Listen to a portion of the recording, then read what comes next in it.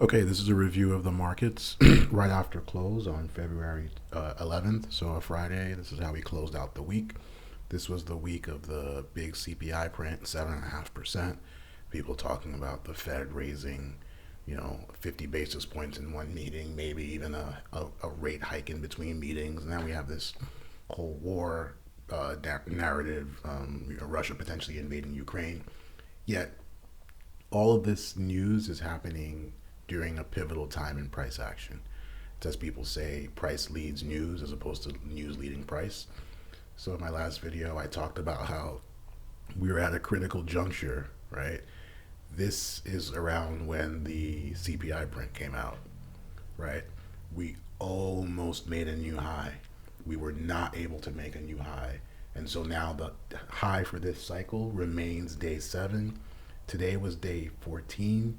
You can see it was a down red day. And so we would expect that we continue to see follow through next week. Going to the weekly chart, I've said repeatedly, we have a swing low in place as of this week. This is week 16, right? Once we went above this candle here, above this high, we had a swing low. Well, what do you notice now? That's right.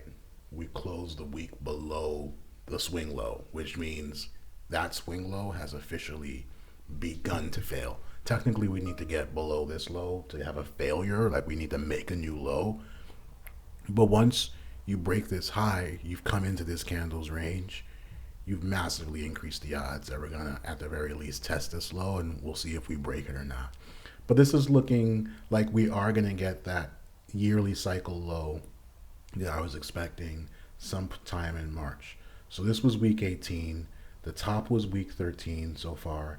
And so next week will be week 19. We'll probably get a down week, maybe another down week, week 20, maybe a small bounce week 21, and then maybe a final flush down week 22, something like that. But we probably have another 3 or 4 weeks of downside from here. Just focusing on just next week. Again, thinking about positioning, the next week's candle is probably going to open here, unless there's some super positive news, and we could obviously, imagine if we opened like up here, then that's your signal to potentially get long and maybe add above this level. Again, that seems incredibly unlikely. I'll look at the Qs really quickly because they're actually looking much worse than the S&P, if that could be the case. So with the Qs, they also have their high on day 7, but notice the big difference between the Qs and the S&P. The Qs never really got nearly as close to making a new high, and they just sank. And so it's the same situation. We would expect to make a new low below here. So for the Qs, that's 334. And on the weekly level, the Qs actually topped out on week 7, whereas the S&P topped out on week 13. So we tried to make another high on week 13. The S&P was able to make one. The Qs failed, and we've been declining ever since. So same picture with the S&P. This was week 18. We made a new low. That's a big signal. This swing low is no longer in place. It's on the verge of failing, and we would expect by next week we would expect a low below 334. So I am sitting in puts positioned accordingly. And finally, we'll look at the monthly. We're on the verge of making a new low on the monthly. So that low on January 24th would also give us a new monthly low.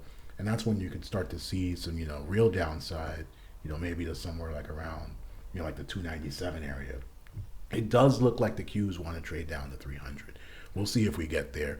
And just looking at the SPX really quickly on the monthly level, same idea. We're probably gonna test that monthly low. Definitely a little bit less bearish than the Qs, but still pretty bad. So next week is going to be pretty interesting. I think it's going to be a down week. I think we have a few more weeks of downside. Bounces are probably going to be opportunities to sell, but I would say wait for a swing high.